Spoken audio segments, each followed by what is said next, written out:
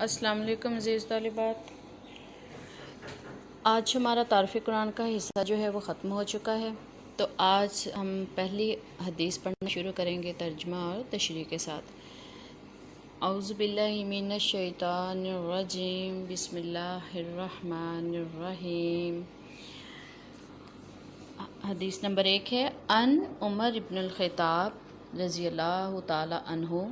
حضرت عمر بن الخطاب رضی اللہ تعالی عنہ سے روایت ہے، کالا کہا، سمیت میں نے سنا رسول اللہ صلی اللہ علیہ وسلم، رسول صلی اللہ علیہ وسلم کو یقول فرماتے ہوئے، انما بے شک الاعمال اعمال بالنیات نیتوں پر ہیں، وانما اور صرف لکل امر ہر آدمی کے لیے، ماں جو نوا اس نے نیت کی، فمن پس جس کی کانت ہوئی ہجراتہ اس کی ہجرت، اللہ اللہ کی طرف، و رسول ہی اور اس کے رسول کی طرف، فہجراتہ اللہ پس اس کی ہجرت اللہ کی طرف ہوئی، و رسول ہی اور اس کے رسول کی طرف، ومن اور جس کی کانت ہوئی ہجراتہ ہجرت لدنیا دنیا کے لیے، یصیبھا اسے حاصل کرے، او یا امراتن عورت کے لیے، ینکحوہا اس سے نکاح کرے، فہجراتہ پس اس کی ہجرت، الی طرف، ماں جو ہاجرہ ہجرت کی، الیہ اس کی طرف ہے۔ جی یہ اس کا لفظی ترجمہ تھا۔ اب میں بامحاورہ ترجمہ کرتی ہوں۔ ان عمر ابن الخطاب رضی اللہ تعالی عنہ، کالا حضرت عمر بن الخطاب رضی اللہ تعالیٰ عنہ سے روایت ہے، انہوں نے فرمایا، سمیت رسول اللہ صلی اللہ علیہ وسلم یقول کہ میں نے رسول صلی اللہ علیہ وآلہ وسلم کو یہ فرماتے ہوئے سنا، انما الاعمال بالنیات کہ بے شک اعمال کا دار و مدار جو ہے وہ نیتوں پر ہے، وانما لکل امر اور ہر آدمی کے لیے وہی کچھ ہے، ما نوا جس کی اس نے نیت کی، فمن کانت ہجراتہ الی اللہ و رسولہ پس جس نے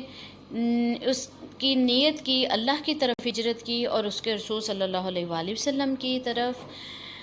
فہجراتہ تو پس اس کی ہجرت الی اللہ و رسولہ اس کے اللہ اور اس کے رسول کی طرف ہوئی، ومن کانت ہجراتہ لدنیا اور جس نے دنیا کے لیے ہجرت کی نیت کی، یصیبھا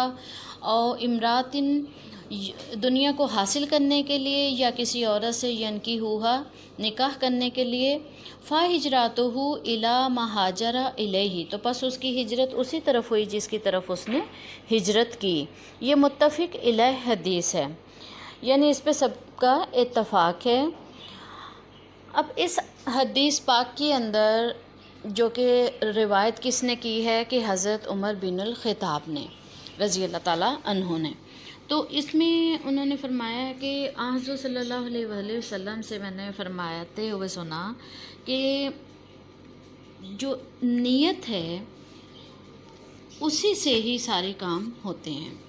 یعنی نیت جو ہے اس سے مراد وہ مقصد، خواہش اور اصل مدعا ہوتا ہے جس کی تکمیل کے لیے کوئی نہ کوئی کام کرنے کا ارادہ اور قصد کیا جاتا ہے۔ تو یہ خواہش اور مقاصد جو بھی کسی بھی کام کی جائے وہ اس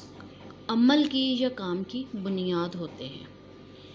یہ جو نیت کا تعلق ہے یہ ہماری پوشیدہ کیفیت سے ہوتا ہے، اس کا تعلق دل سے ہوتا ہے، کیونکہ نیت ہم اپنے دل میں کرتے ہیں باقاعدہ،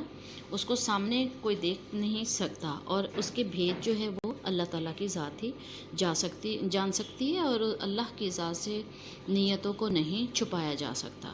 تو نیت کی بھی دو حالتیں ہوتی ہیں، ایک میں اخلاص اور دوسری ریاکاری، یعنی کہ نیت جو ہے انسان کی، اخلاص سے مراد یہ ہے کہ ایک مثال آپ کو دیتی ہوں کہ ایک آدمی اگر نماز پڑھتا ہے تو وہ نماز اللہ کی خوشنودی کے لیے پڑھتا ہے، زکوٰۃ دیتا ہے، روزہ رکھتا ہے، اور تمام عبادات جو وہ کرتا ہے تو وہ کس لیے کرتا ہے کہ اس سے اللہ تعالیٰ راضی ہوں گے، وہ اللہ کی نظر میں مقرب بن جائے گا۔ تو یہ جو عبادت ہے اس حالت کا نام اخلاص ہے، جو خالص اللہ کے لیے کی جاتی ہے، اس میں کسی اور دنیاوی غرض کی کوئی یعنی دکھاوا نہیں ہوتا۔ اور دوسری جو ہے ریاکاری جسے کہتے ہیں، اس میں دکھاوا، جھوٹی شہرت، احسان اور یہ ساری چیزیں ظاہر ہوتی ہیں. یعنی کہ اگر کوئی نماز پڑھتا ہے، اسی مثال کو ہم لیتے ہیں کہ جو اللہ کے لیے خالص کام کیے جاتے ہیں، روزہ رکھنا، نماز پڑھنا، زکوٰۃ دینا، تو اگر اس کے اندر انسان کی نیت یہ ہو کہ میں نماز پڑھوں گا تو سارے واہ واہ کریں گے کہ یہ بندہ بڑا نمازی ہے، اور زکوٰۃ دوں گا تو سب میں میرا بڑا نام ہوگا کہ یہ بڑے غریبوں کی خیال کرتا ہے، بڑے غریبوں کو دیتا لیتا ہے، اور اس کے علاوہ روزہ بھی رکھوں گا تو دکھاوا کرے گا کہ میں نے اللہ کے لیے بڑے روزے رکھے ہیں اور میں بڑا روزے دار انسان ہوں، صوم و صلوات کا پابند ہوں. تو ایسے شخص کی نیت، حالانکہ وہ دنیا میں تو ان دوسرے انسانوں کے سامنے بہت اچھا بننے کی کوشش کرتا ہے اور وہ اچھا بن بھی جاتا ہے، لیکن اگر اس کے دل میں ذرا رائی کے دانے کے برابر بھی ریاکاری آ گئی تو سمجھے کہ اس کی تمام عبادات جو ہیں وہ ساری ضائع ہو گئی، اور اس کی سخت سزا قرآن و حدیث میں بیان کی گئی ہے. اب ریاکاری کی سزا کیا ہوگی؟ تو اس کی سزا یہ ہوگی کہ اس کی ایک مثال حضور صلی اللہ علیہ وسلم نے فرمائی کہ جس کی اس میں 3 شخص تھے جن کے بارے میں حضور صلی اللہ علیہ وسلم نے فرمایا کہ ایسے لوگ 3 آدمیوں کا قصہ بیان کیا، اور وہ آدمی وہ لوگ تھے کہ جن کی یعنی اگر ان کی نیت صحیح ہوتی تو ان کی اس آخرت میں جو اجر ملتا ہے وہ ویسا کسی اور عام مردے کو نہیں دیا جاتا. تو اس میں کون سے لوگ تھے جن کی مثال حضور صلی اللہ علیہ وسلم نے فرمائی؟ ان میں ایک آدمی شہید، دوسرا عالم اور تیسرا سخی ہوگا. مگر وہ تینوں کیا کریں گے کہ اگر اپنے اعمال شہرت حاصل کرنے اور نمود و نمائش کے لیے کیے ہوں گے انہوں نے، تو اللہ تعالیٰ فرمائیں گے کہ اپنے اعمال کے بدلے اور معاوضے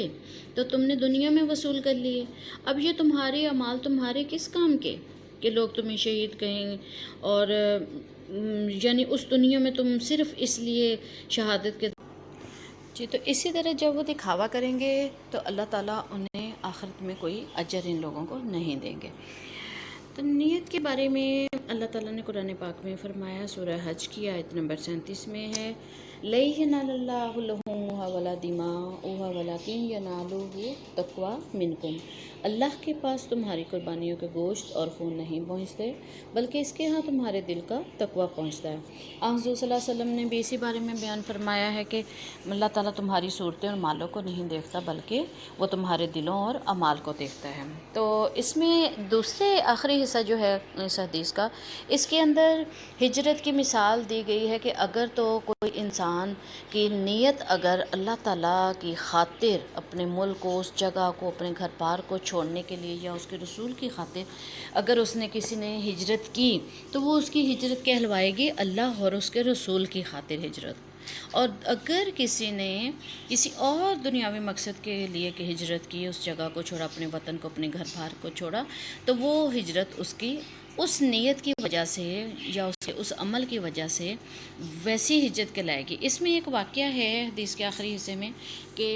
ایک صحابی تھے جنہوں نے مکہ سے مدینہ کسی عورت کے کہنے پر نکاح کی غرض سے ہجرت کر لی. تو جب صحابہ کرام نے دوسرے جو تھے انہوں نے حضور صلی اللہ علیہ وسلم سے وضاحت اس چیز کی فرمائی کہ یعنی وہ جو مہاجر ام قیس اس عورت کا نام تھا، اور جس صحابی نے ان کی وجہ سے ہجرت کی تھی مکہ سے مدینہ، تو